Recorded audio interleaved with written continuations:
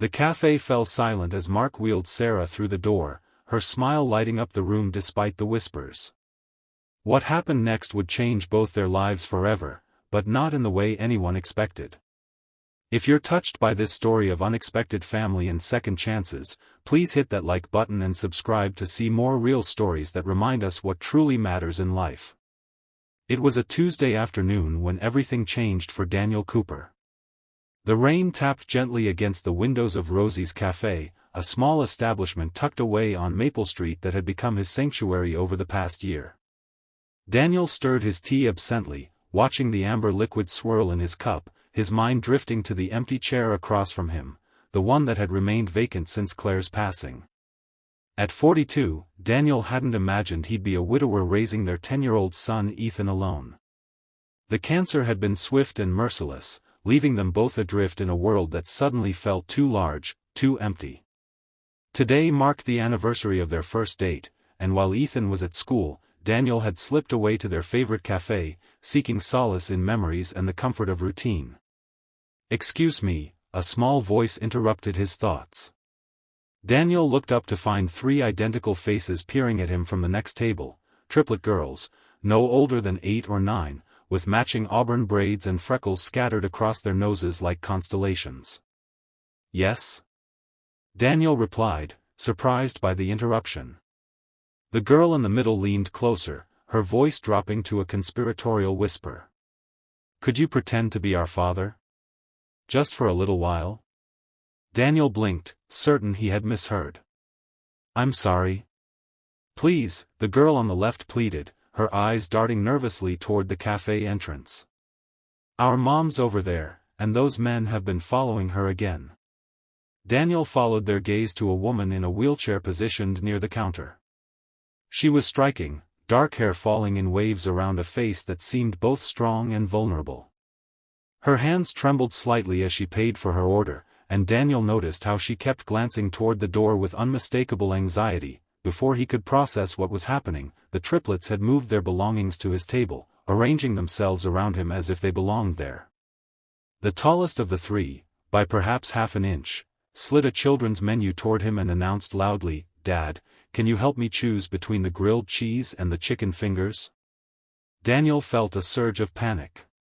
What was he getting himself into? But something in their pleading eyes stopped him from correcting them. Instead, he found himself playing along, discussing lunch options as if this were the most normal thing in the world. Minutes later, the woman approached their table, her wheelchair moving smoothly across the cafe floor.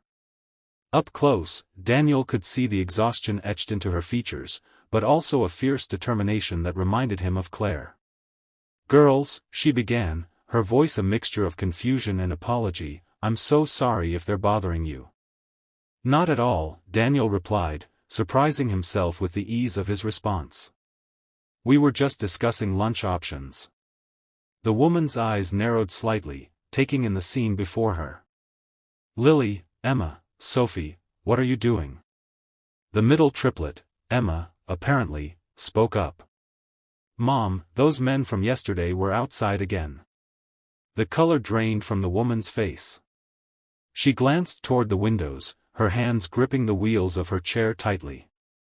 "I'm Sarah," she said finally, extending her hand to Daniel.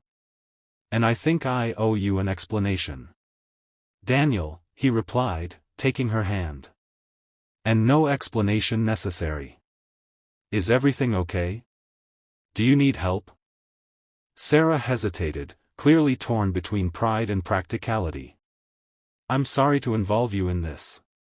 I'm in a wheelchair, as you can see, and sometimes that makes me an easy target. My ex-husband's friends have been persistent about delivering messages." Daniel felt a familiar anger rise within him, the same protective instinct that had flared when Claire was ill and facing discrimination. "Would you like to join us?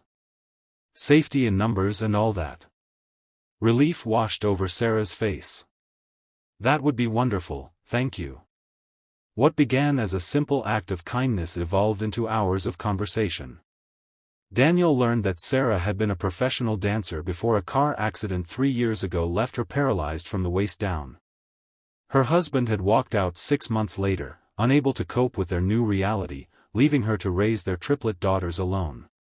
Despite everything, she had rebuilt her life, opening a dance studio that specialized in adaptive dance for people with disabilities. "The girls are my assistants," she explained with pride.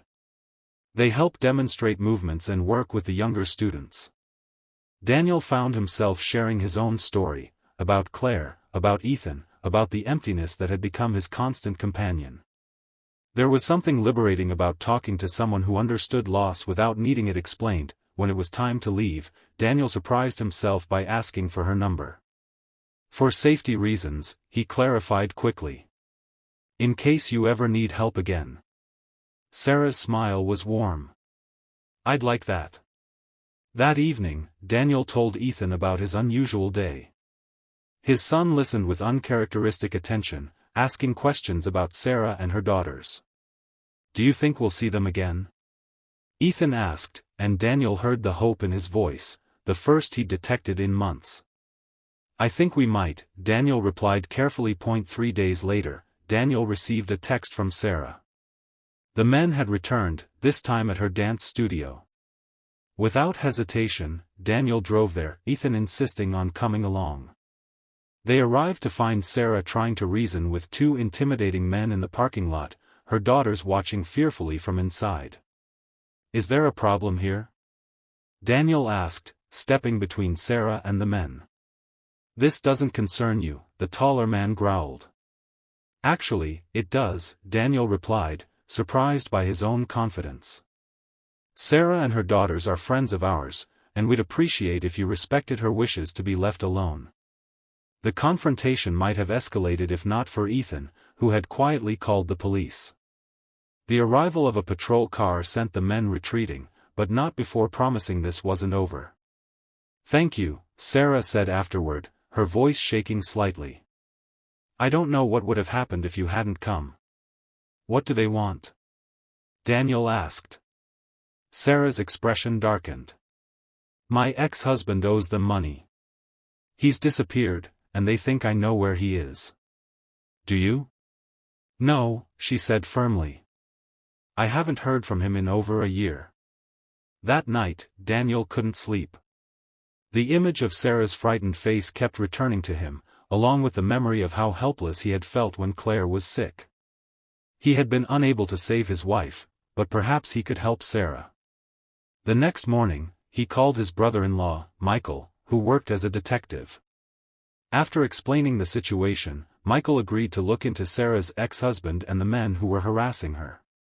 Meanwhile, Daniel found himself drawn deeper into Sarah's world. He and Ethan began visiting her dance studio regularly. Ethan, who had withdrawn from most activities after his mother's death, showed unexpected interest in helping with the music for classes.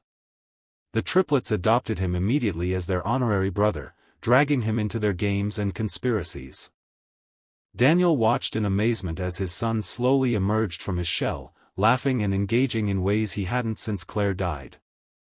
And he couldn't deny the warmth he felt whenever Sarah smiled at him, a complicated mixture of guilt and hope that he wasn't sure how to navigate.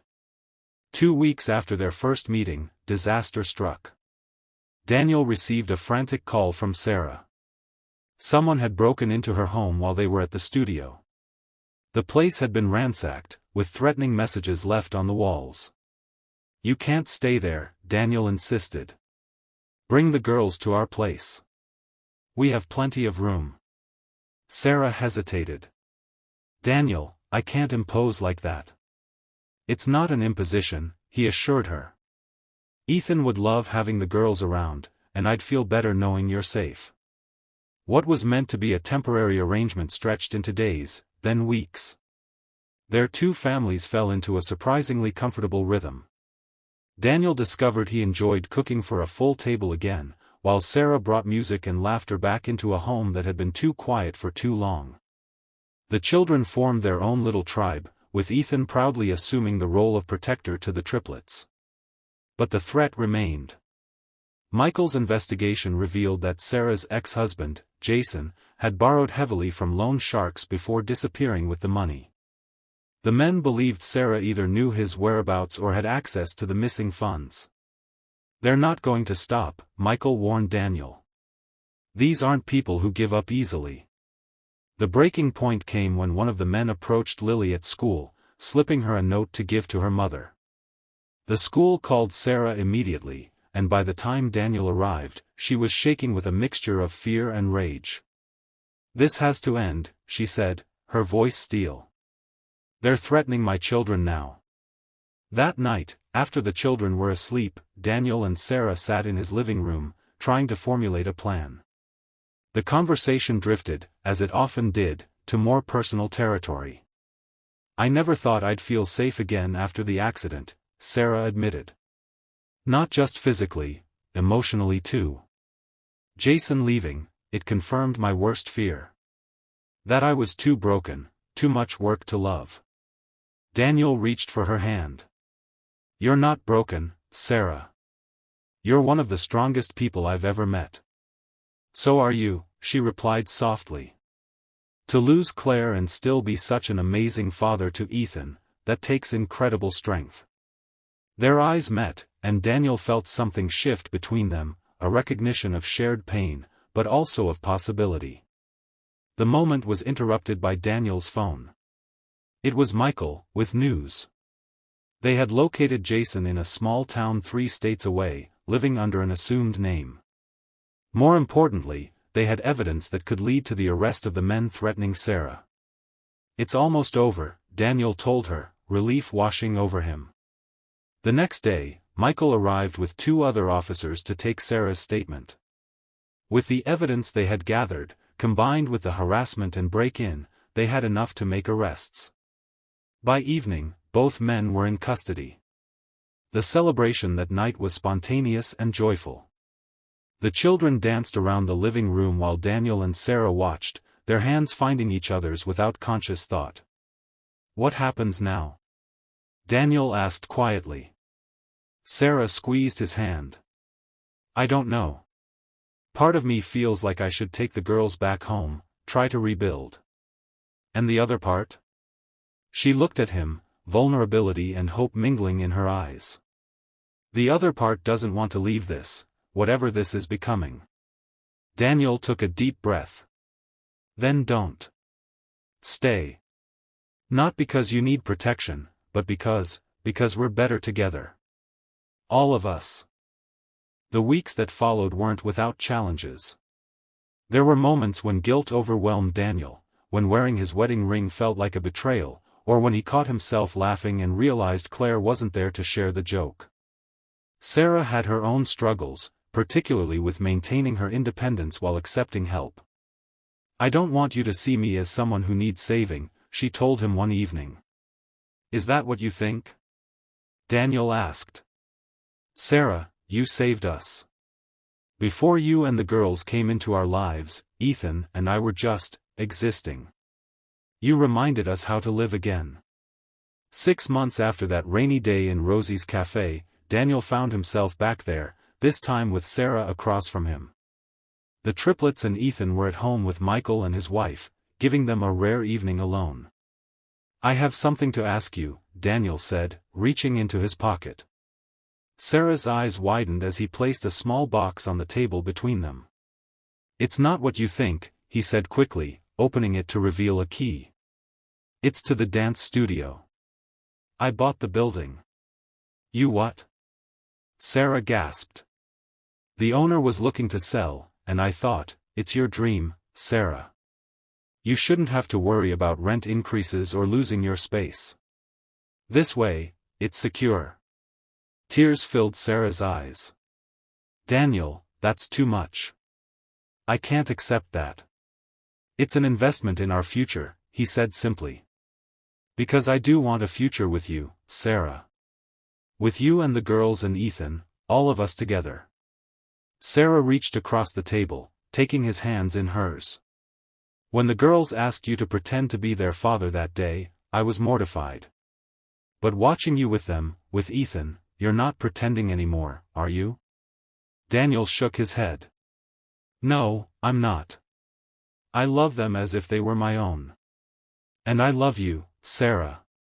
Not despite your wheelchair, but including it, because it's part of what makes you the incredible woman you are." Sarah's smile was radiant through her tears.